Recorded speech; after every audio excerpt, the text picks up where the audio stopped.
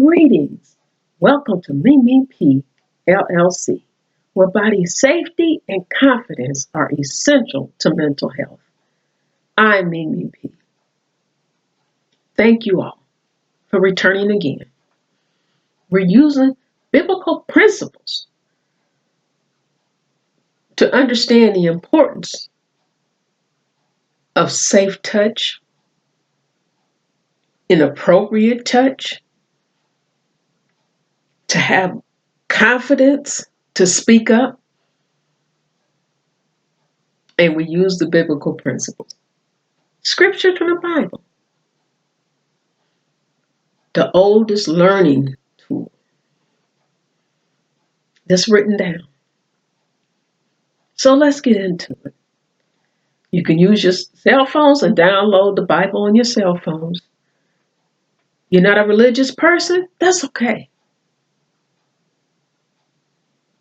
We're using it to educate you on things to help protect your child. So please join us to keep your child safe and for their mental health. It does affect. So let's get started.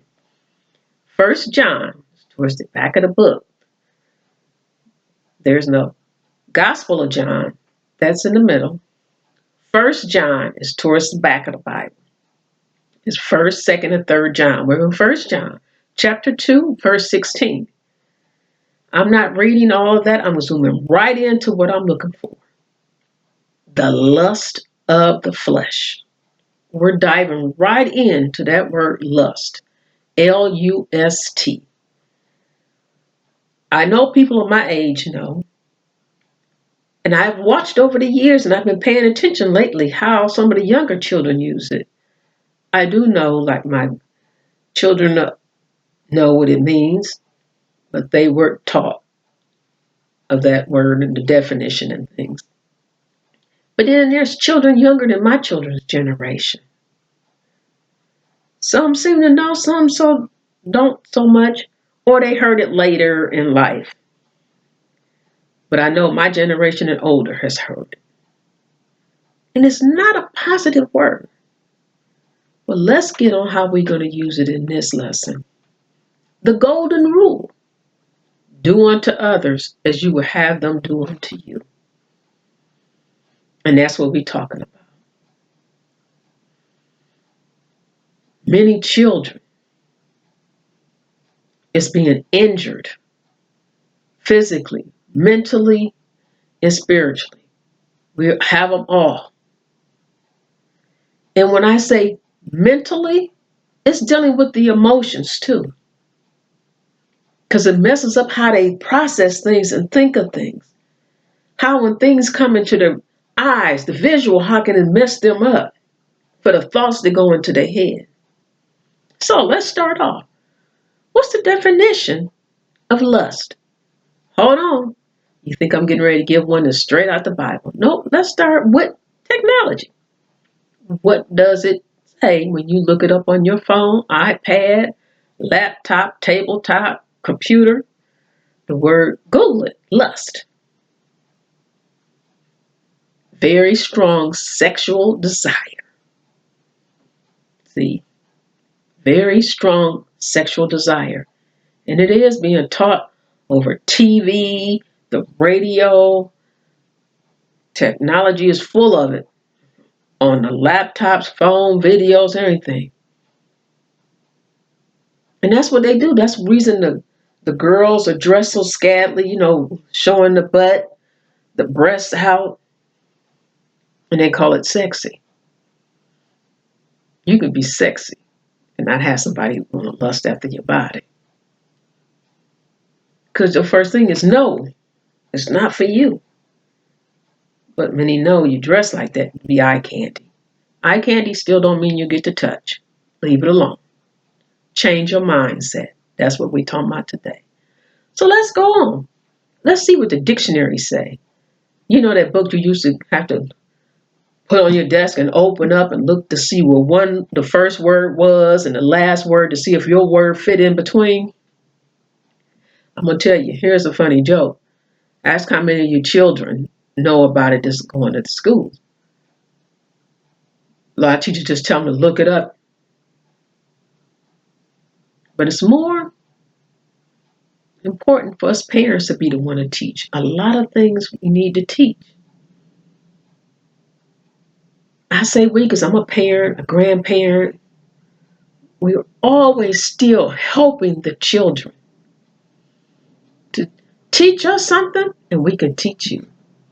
Okay, this is what it says in the Merriam-Webster Dictionary. Intense or unbridled sexual desire. Sexual desire. Intense means so strong, like the Google said, very strong, not just strong, but very strong. Unbridled, no control, no boundaries, just doing it, don't wait for permission or anything. It's like wildness, you got a dog outside that just run all over the place. Some dogs, as soon as you say, come here, they take off running, going all kind of directions and everything. Unbridled. And it's meant to be with that. Continue. But in the Merriam, it gives you another one. It says intense longing. Indication like a craving. And then there's a third one. But this one is a little different. It gives it to a different way. It says enthusiasm or an eagerness, such as I admire one's lust for life. They're talking about enthusiasm. But most of the time, I don't know if I ever heard that. If I did, it maybe once. Because most of the time you hear the word lust, it is not in the positive term. Let's go with the Strong's Executive Concordance. It's a Bible dictionary that has the words of the Bible in there so you can get definition. The reason for it being a concordance is there's a little more. The one word can have several different meanings, just like the dictionary, depending on the way in which you're doing the situation. But let's read this. That's why I say it's so important to give the definition so it helps them to understand the foundation, the root of what this word means. Number one, animalistic with no control, all over the place, or mental desire of selfish pleasure. We talked about animalistic, but let's talk about mental a little more.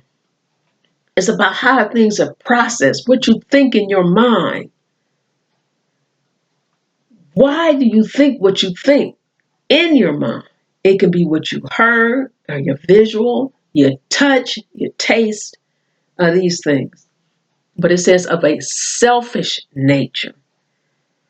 There is time to be selfish, but this is not talking about one of them times. This is one saying, hey, you're selfish. You're injuring someone else for your enjoyment. Let's go with number two. It says a sense of twistedness, stubborn, which means you refuse to care about somebody else who you've hurt. It's all about you right now. Number three, it's a longing greed for pleasure. You greedy, you want it, it's eating you up. You want it so bad that you're waiting for that chance to grab at it. Don't care if it's right or wrong, you grabbing at it. Let's go again. Then it's talk about covet. That means you want something in your heart or in your mind that does not belong to you. You got no business touching it or even wanting it. Stay in your lane, stay on your porch, stay in your yard, keep your hands to yourself. Then there's talking about a time. How you need to also understand. Just because you see, remember we talked about the senses, don't mean you have the right. And how when you see stuff, you bring it into your mind and process it in the wrong manner. This is lust. And so we're using biblical principles. It's in Proverbs 6:25.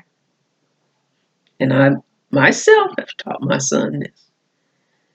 Lust not in your heart after her beauty or her eyelids. So she's so pretty. So pretty. But that don't mean you get to hurt her. Don't put your hands on her. That's her body. And don't let her turn you away from your right way of walking. Don't let her mess your head up because she cute and bat in your eyes. She can bat her eyes all she wants, but if I tell you to stay in the house and she walk down the street and you come out talking about you just had to say hi to her, you in trouble. And then lust bring excitement to your mind. Your body changes, whoa, but it's your mind. Lust is personal delight, satisfaction, and pleasure at the hurt of someone else. So let's go into what it is. Lust affects you in the mind because how you thinking about things. But then when you're dealing with that lust, you want to keep it in that head. You don't want everybody to know that's how you thinking. Because people going to say, hey, that's not right. That's not right. Or you might have some people that's with you and say, yeah, that's cool. That's cool. But then when somebody else come in the room, oh, you portray yourself differently to people. You don't want them to know in the business world, in your personal life, that, hey, this is how you are. So let's continue. So how does it affect your spirit? Some people say, depression isn't just of the mind. It's of the spirit and it affects the body. So when I say all of this, I'm bringing it all to the mind of how you can touch somebody's flesh, their body. Not their clothes, their flesh. Well, you got to touch the clothes to get to the body. But you're touching their flesh. That's their body.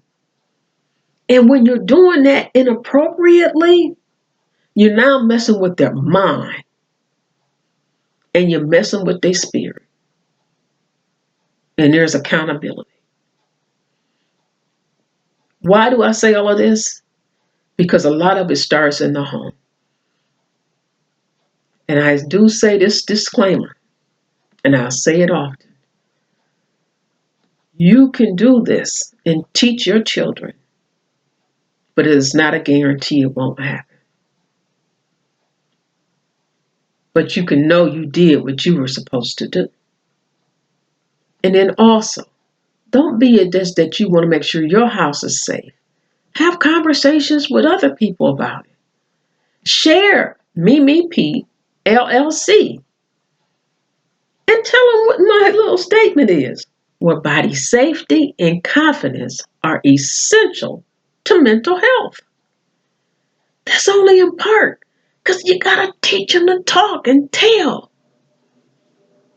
So why does it happen in the home? And it's most of the time, not all, most of the time, there's an adult or an older person injuring the younger.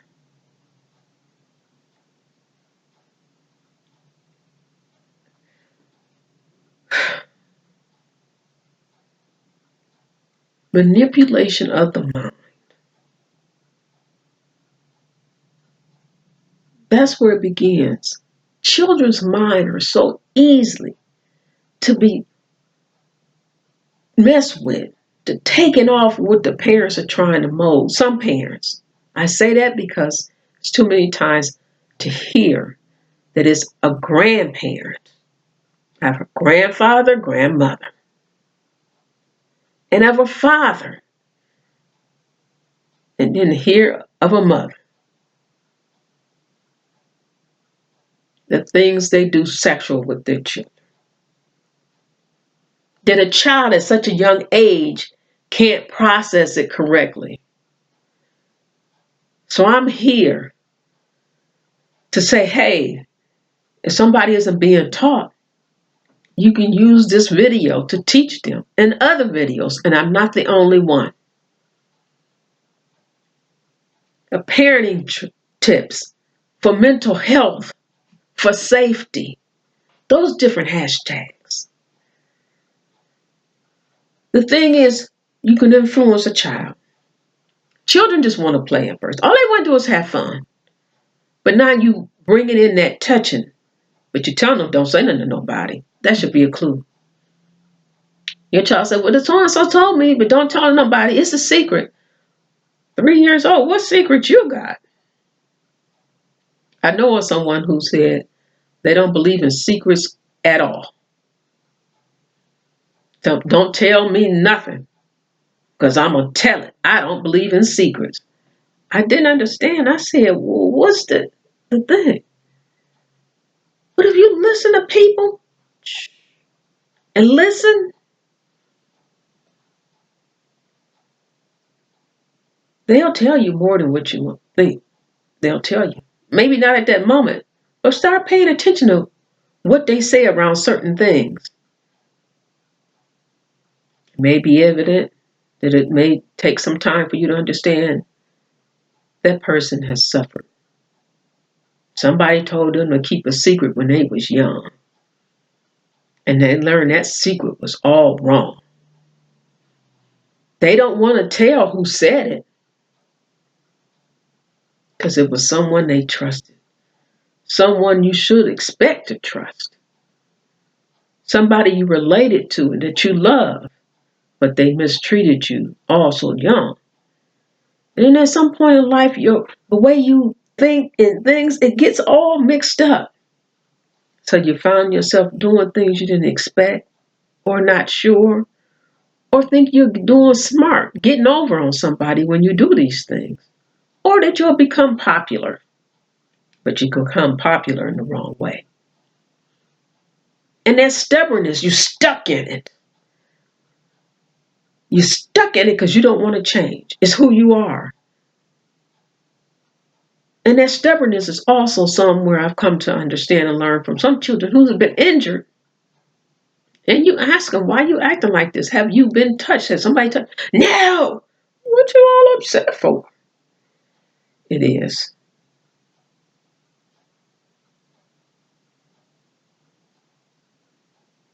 In most cases, it is.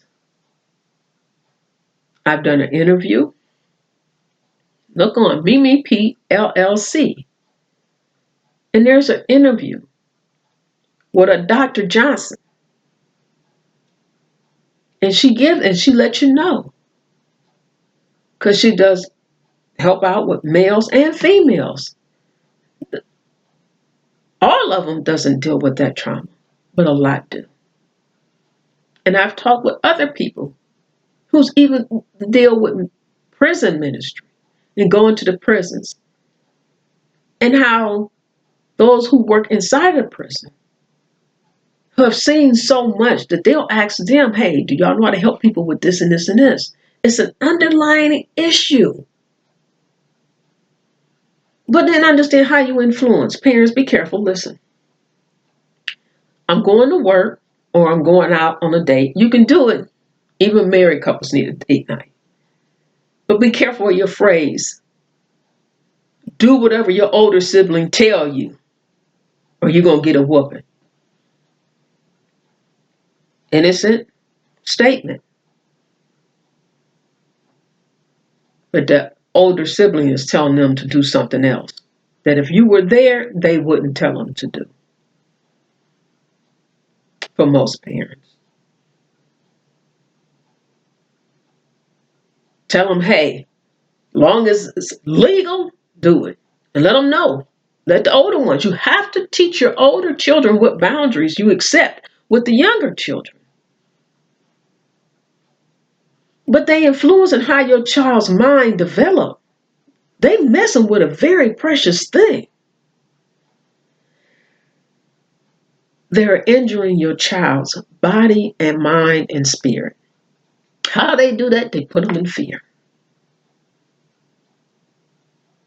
They put them in the fear of getting punched, being hit, not fed, lies. You're going to get kicked out of school. If you do tell mommy, then the police going to come and take us and we never going to be a family again. They put that guilt trip on your child. Your child want to speak, but they so afraid. It could be one of the parents' mate or spouse saying, hey, you do this and I'll kill them and you too. Yee. Good girls or good boys don't tell. You're shaming your child. You putting that on them like they did something wrong. That child is fine. It's you who got a problem. And it should be dealt with. So parents, I'm saying talk to your older children to get them to understand. So let's talk about things of how this lust of the flesh does work, not can, does. Let's understand what the foundation of that lust. What builds up off that lust? Molestation, fondling, prostitution, rape, sex trafficking, and more. Understand even bribery. Don't say, hey, that's all about the money. No, it's not. If it was all about the money, a lot of children would not be sexually molested or raped or told to do other things that is so offensive to them that they don't understand. Because there's no money exchanged. In bribery, where parents have sold their children for drugs. There was no money involved. They, hey, take my child, give me the drug. Understand it was just not the girls they did that to. They gave their sons away.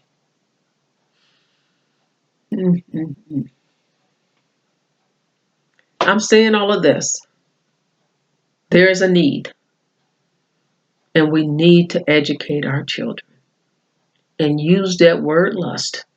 And let them look it up to understand it.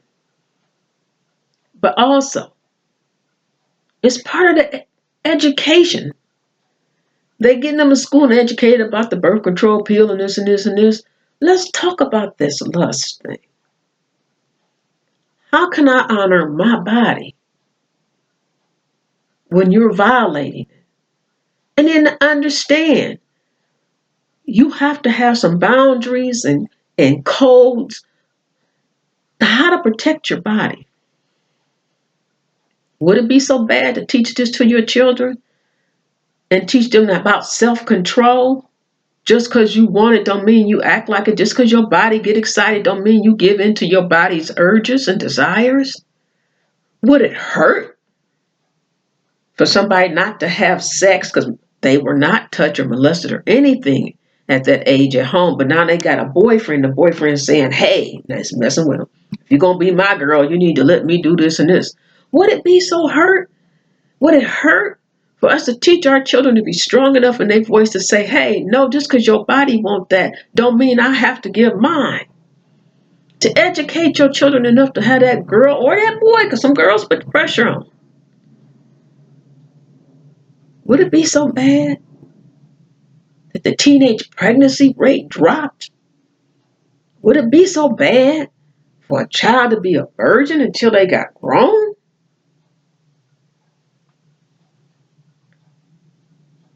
Teach your children. And it starts in the home. A good parent wants to teach. And it's hard to bring it up for some. And it needs to be done often. So such as this video. And the others, a Mimi P LLC. To help the parents educate their children. And let's make the year 2025 be a year of education and love. You can't be screaming at your children all the time because my mama screamed at me. And you said something was wrong with her. So why are you screaming at yours? Give them an atmosphere of kindness. Yes, how are you processing things? Because you want them to know that they can come to you. Be that parent. I'm the author, Mimi P. Saying teach your children a body safety and confidence is best for their mental health and to have a voice to speak for their safety. Good day.